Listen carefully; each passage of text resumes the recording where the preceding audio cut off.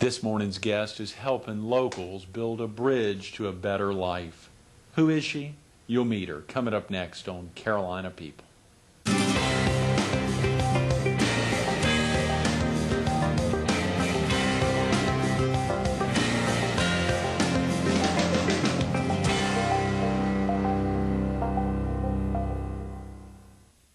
Good morning. Welcome to Carolina People. This morning we're at the Doctors Bruce and Lee Foundation Library, the headquarters for the Florence County Library System. We're focused on New Life Rescue Ministries, and we're visiting with its executive director, Jane Tuttle. Good morning, Jane. Good morning. Nice to be here. Thanks so much for coming in. Thank you for asking me. It's particularly exciting to get you in, particularly this week, with so much focus on Florence and so many aspects of the public service aspect of the library. And, of course, knowing that exactly what you're doing every day is just that. We do wonderful things in this area. How long has New Life Rescue Ministries been around? New Life has been in existence for 15 years. It started in 1990 out in Effingham in an old abandoned school, and since then we have grown. In fact, we are celebrating our 15th year, 2005, and we have a place on West Darlington for women and children, and we have the Mission Mart on Irby Street. So we have expanded. You also have a facility for men as well, is that correct? The location in Effingham is for men. Okay, so 3 separate locations. Exactly. Golly, you're doing a lot of traveling then, Jane. Well, they're close. A lot of people think Effingham's really out in the country, and it is. But the thrift store is just right down the corner from here. And then Darlington Street's just a couple of blocks, so it's not that bad. Real quick about yourself. Are you originally from the area? No, I'm not. Maybe one day I will be. I'll be like a native. This as a local, right. Yeah. But my husband and I moved from Suffolk, Virginia, about 15 years ago, actually. And we've been in this same house, same location for 15 years. And I'm originally from North Carolina. He's originally from Virginia. How we met could be another long story. Get into that. No, we've got 25 minutes. Actually, we met on a blind date. Oh, come and on. we did. So for all the romantics out there with Valentine's coming up, that's interesting. And 35 years of marriage after that. So, but we did. He was from Virginia. I was from North Carolina, and we eventually wound up in South Carolina. So. That's fascinating. You all met where? On a blind date. Yeah, I mean, was that in Virginia or in North Carolina? I was in North Carolina. He was in Virginia, and we had mutual friends. Said, boy, wouldn't Jay and Paul really go together well? Why they thought that, I don't know, but they knew more than we did. And we actually went to a Neptunes game up in Norfolk, Virginia, when the Neptune football team was still there. So that was our first blind date. That is fascinating. We've been together ever since, as they say. Do you all still have family in Virginia and in North Carolina? We do. Both, 4 of our parents are deceased, but we have brothers and sisters that live in Virginia and North Carolina. I think I saw that you all have 2 sons, one who lives here and one down in Charleston. One lives in Mount Pleasant. His name is Pat. I just talked to him this morning. And then we have another son, Matthew, who lives at home with us and works. So, yes, 2 sons. That's great. That's great, particularly staying here in the Palmetto State. And y'all have... You don't know how much I've had to beg for them to not go far away. Not to leave? Not to leave, yes. So the begging works. I hope it does. You never know, though. The right opportunity comes along. But I have said you do not want to leave your mama, that you do not want to leave your mama. From little children, you do not want to leave your mama. You do not want no, Jay. I'm teasing. When my mom does that to me, every time I give in, then she just gives me some other crazy hurdle to jump through. And another and another. It just never stops. Well, so far it's worked. It's worked. Pat has moved quite a bit, but not a great distance. He's always been able to come home. So that's great. So now I'm waiting on grandchildren. Now, did you arrive at New... Oh, yeah. Well, let's hope that'll come. I know that was a great addition for my folks. What about, did you arrive at New Life Rescue Ministries right at the get-go? Or, I mean, right when... You said you've been here since 90. That just happened to coincide? Or? No, it did not. Actually, I started my career... It's been a roundabout venture. I know that God was in it from the beginning. I couldn't see into the future, but He could. And He's just led me every step of the way. Actually, I started with New Life when it was really just the Area Rescue Mission. We had a name change several years ago just to make an umbrella corporation for legal purposes. But I actually started in their accounting department and did their accounting. And left, came back and worked at House of Hope, assistant to the director there, and was director of House of Hope for about 2.5 years. And then the board asked me to become executive director. So we were laughing the other day, and somebody said, is there anything that you have not done? Within the operation? Within the operation. There's actually very little that I have not done there. And so I just feel like it's God's way of helping me manage and do the administrative part of the ministry, knowing all of the aspects of it. Absolutely. No better way to get into an to be able to serve Ground an operation than having had aspects. And all of them. Is the phone number that we're familiar with, the 843-667-9000 number, usable for each of the 3 locations? Do you have a separate one for each one? We have a separate number for each location, and sometimes it's very confusing. And really that's what I'm hoping today, that people can understand that New Life Rescue Ministries is House of Hope, is the Area Rescue Mission, is the thrift store, that they're all one and the same. It's just a legal step that we took to bring them all under one umbrella.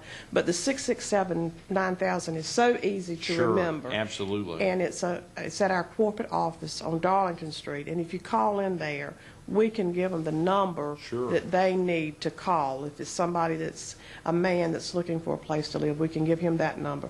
Or if it's somebody wanting to donate all of that old furniture that they just don't know what they're going to do with, and last year's fashions, we'll give them the Mission Mart store number. But then if there's somebody that is trying to help a woman, we're right there. So we use that number because it's just an easy number to remember, and whoever answers that has all the information right there. How many folks are working within the operation? You must have tons of volunteers, Jane. We do have a lot of volunteers. Do you mean, are you talking volunteers? The actual staff, excuse me. No, I'm sorry. The actual staff within, you must have a pretty sizable staff as well. We don't. And Really? we don't. We have about 18. And where we are different than a lot of other wonderful agencies in town, there are so many wonderful agencies besides ourselves that are in town and do wonderful things.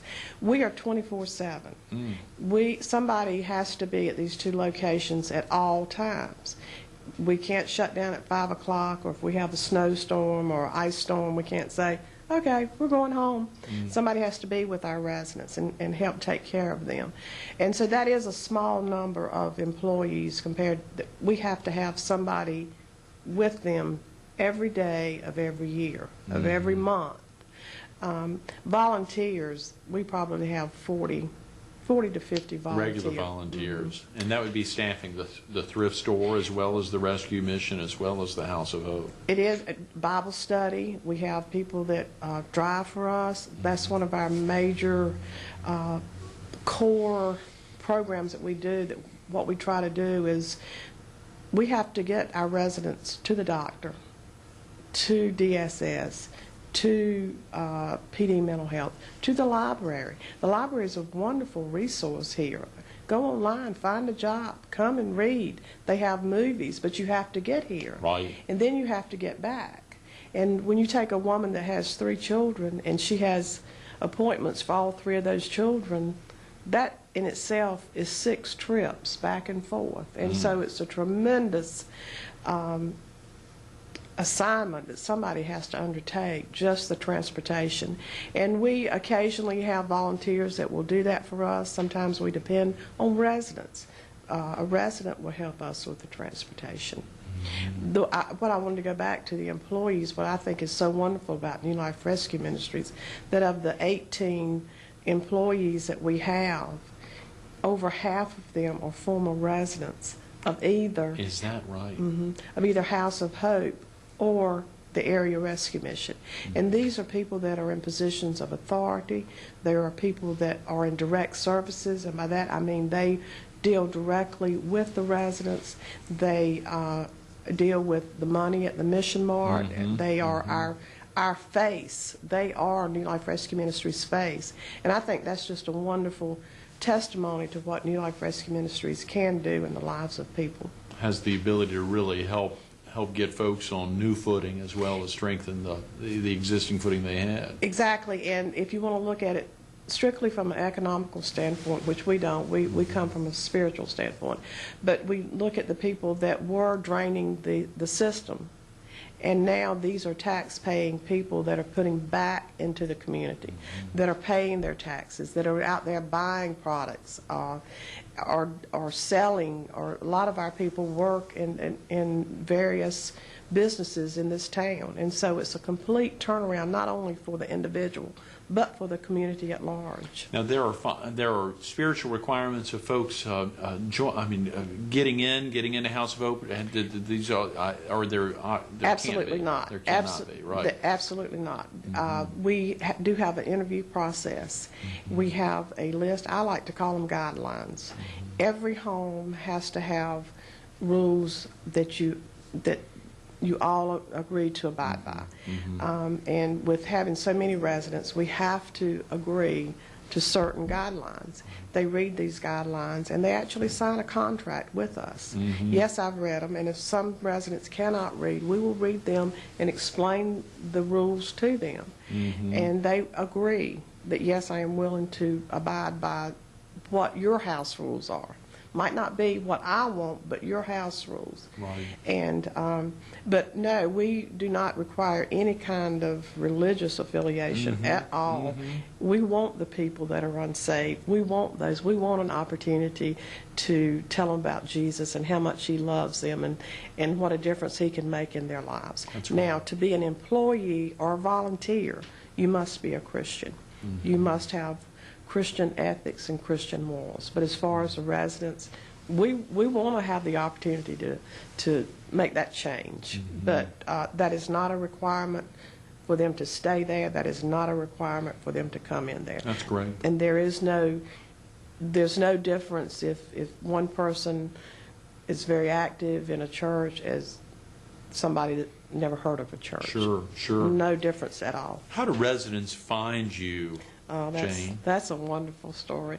Any way you can imagine, they can find us. We get references from churches, from pastors, from other residents, actually, from other resources outside of Florence. I took a call I believe it was yesterday, from Columbia. People know us in Columbia, Charleston, the police, the sheriff department, the jail. Other local agencies, it's taxi cab drivers, just all store owners. Now, is there a target population? Is there a group that you're particularly focused on, or No, it's very broad? Homeless, you must be homeless. That you must be homeless, and we don't judge. We're not in the judging business. There are other people that judge. We are in the business of helping to create a bridge. We see ourselves as a bridge from one life to another life. And I want to stress that we do not judge. This person probably has made so many mistakes and bad choices, but we're not going to judge that part of their life. We're starting from the day that they come to us. You do help them set new goals in life. Absolutely. And obviously help lay out the steps to accomplish those goals. How do y'all go about doing that, Jane? Each resident is different. You have to take a person where they are. I had a young lady one time that had absolutely no idea what a fitted sheet was. What do I do with this? Okay, I'm going to show you what you're going to do with this. So for that person, their goals, their steps would be different than somebody that has been used to housekeeping, knows how to wash dishes, knows how to wash their own clothes. And you have to work with each individual and see where they are in their life. And you can't just say, we need to get you a driver's license. You have to break it down. First, do you have an ID? Do you have a social security card? Does the government even know you exist? So each person is broken down into incremental steps. and each step is a celebration. Because for some, they've never done that before. Right. So they're excited. When they get a picture ID, I'm not even talking about a driver's license. I'm talking about a picture ID that the DMV will issue to you for identification purposes. That's so exciting. They've never had one. Yeah. And imagine how they feel if they get a job.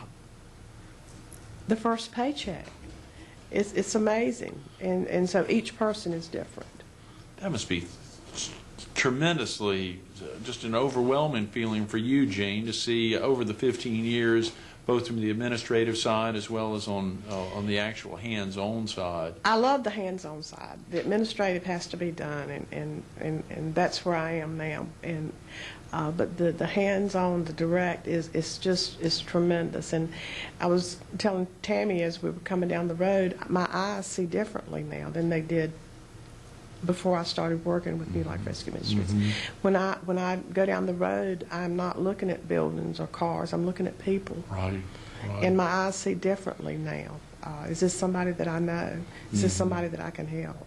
You mentioned Tammy. You mean Tammy Glasgow, Yes. your new Director of Director Development. of Development, yes. I'd love to share with viewers a little about that. But have you felt good over the 15 years? I mean, the success rate for House of Hope, as well as for the Rescue Mission, as well as obviously for the Thrift Mart, everything's come together, it sounds like. How do you feel about your success rate? We judge that differently. We gauge it differently than a business that sells a product or has a gauge. Our people come from such extreme backgrounds. That everything's successful. It is. It is. And I was telling somebody the other day, I truly believe in my heart that we change something about everybody that comes to us. If I didn't feel that way, it would be discouraging. But I truly believe that every time somebody lets us minister to them, that we have changed a life. And I believe that with the children, too. I believe that the children that come to us, if it's for 2 weeks, 2 months, 6 months, that in their little hearts, they will remember somebody loved me, I had plenty to eat, I didn't have to worry about where we were going to spend the night. I believe that we do make that difference. And so the success for some people may be very low, but our success is when a soul is won, when somebody gets a job, when somebody is reunited with their families, when a child comes home with an A, or when a child even comes home with a smile. Right. That's the successes to us. That's powerful, Jane. We got about 5 minutes, Jane. Time's flying. I want to make sure you said part of the goal of getting in this morning, early this morning, is obviously focused on the fact that New Life Rescue Ministries is a plural. There's 3 things under that umbrella. I mean, that's, as you say, a legal name to highlight that the 3 working together as one. Just break down the 3. Obviously, you talked about back in the beginning down in Effingham, if you want to just share with viewers how it's structured and where the physical locations are. And again, 843-667-9000 is the best number to call, and y'all will help siphon out depending. We will. It's in the old Bonaire School building, so people probably relate to that, out in Effingham on the Olanta Highway. Okay. And it was an abandoned had been abandoned for years. The animals loved it. They went in there to sleep. It had no windows, it had no electricity, no water. And the vision, the seed for this ministry started in Bill and Jean Fryer's hearts. They are the founders of this ministry, and they had a desire. They saw the homeless men that and you come to see that with different eyes. Right. And so they had this vision, and they moved in with no running water, used a propane burner, and the first resident actually came before there was running water, and they used a Coleman stove. And it's developed over the years. I would love for you to come down and see it. It's just a wonderful, it's in a rural setting. We have about 10 acres out there. The men love it. It's away from the city. They love that rural atmosphere. It's an old school that we have adapted to a dormitory style for men. Then we have the House of Hope. It's on Darlington Street, 1020 West Darlington Street. And for viewers in southeastern North Carolina or down on the Strand or here in the PD, it's real easy to, that's a pretty central street. It is. It is. It really is. Okay. Just off of Cashua and off of Irby. And this opened in 1990. Now I'm having a mental blurb here. Within the last 15 years. Yes, right. But that's for women and their children. Right. And I want to reiterate that it's for women and their children. Mm-hmm. We cannot take children who do not have a mother with them. Right, right. Both for legal reasons and others, sure. Yes, we do not have the staff to take care of children that are by themselves. And that's just a wonderful facility. It's different. It's new. It's in the city. When you walk in, you think you're in a doctor's office, an attorney's office, and then when you go back in the back, you see where all the activity takes place. That's where the women live, and just a wonderful new facility. And then the Mission Mart, the thrift store, is a wonderful place to go find that treasure that you're looking for. All of the money that we receive from the donated items, and people can donate. We are a 501c3. Right. So any donations in kind, monetary to the store are tax deductible. That money that from those donated items goes directly back in to help our ministry. It's a wonderful source of income for us. We also help. It serves a purpose in that a woman can go in and outfit her children for $10. Wow. The prices you can't beat. And I have found some wonderful treasures in there, wonderful treasures. And we do have pickup for large items that people want to donate. If the donation is large enough, we have a truck. We try to stay within a 15-mile radius for obvious reasons, but we will pick up. And our drivers are courteous and polite. They can give you a receipt right then. And we bring it back, and it's just a wonderful feeling to know that something that you really don't want, and it's just in your way, you can donate it, receive a tax write-off, but then it goes to help maybe provide medicine, transportation, diapers, and let's get real personal here, toilet paper, cleaning supplies, food, all of those things we have to buy. And if people will think how much you use in your home, the average family is maybe mom, dad, and 2.5 kids. I've read that somewhere. I don't know where the half child is. But just think what you go through in a day and multiply that times 50, and that's what we go through in a day. So within the two operations, I mean, within the two locations, the Rescue Mission and the House of Hope. Exactly. Golly, when you think that through, you're exactly right. It really makes you think there are items that you could find a way to donate. We serve over 60,000 meals a year. 60,000 meals a year. Three meals a day, and to an average of, say 50 residents. How are y'all funded, Jane? We are funded through churches, local churches, and then some churches in the outside. I don't have larger viewing areas. Our viewing area is about 1 million folks in 8 Oh, counties. wonderful. Right? Yeah, not that they're all watching right now. But sure, maybe they will, and maybe they will be new donors, or maybe they are some donors. Right. That's Let's hope so. exciting. Absolutely. Yes, absolutely.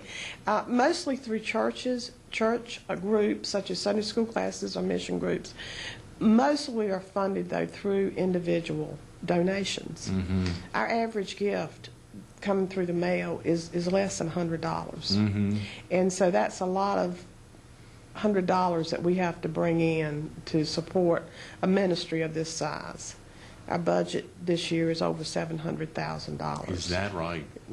Are there still room for other volunteers, Jane? There, certainly. Okay, certainly. Great. What would be the primary things? We just got a couple of minutes. What's something that someone could do? Right now, we need people that could work at the Mission Mart. I know a lot of people can't relate how that helps homeless people, but I think I've told you enough about the Mission Mart and what a vast asset it is to the income. And they could volunteer there. They can also do Bible studies, or we need people that will do life skills, such as balancing a checkbook, or computer skills or any life skill that we sometimes take for granted. Sometimes we need people to help people learn how to drive a car. Right. They want to get their license, but they can't because they don't know how to drive a car. And it changes. It depends on who the residents are at the time as to what the volunteers need. But we need people that would be willing to drive our vehicles to take people to different locations that they need to go. We do ask that they have a love for this kind of ministry, and that they be able to, not everybody, that they have a Christian witness, that they be a good example. Those are great words. Thanks so much for being with us this morning, Jane. Enjoyed it. Thank you. Absolutely. Stay tuned to more Carolina People with Jane Tuttle coming up next.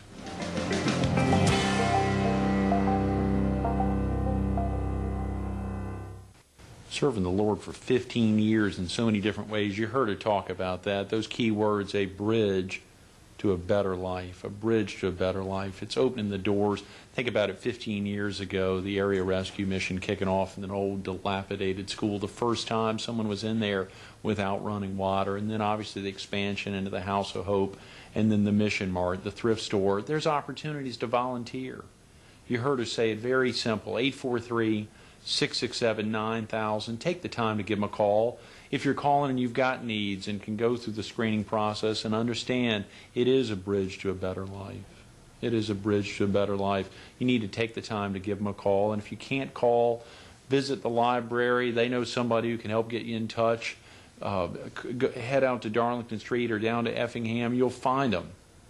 There's folks in this community over 15 years who know how to get you in touch with them. Give them a call.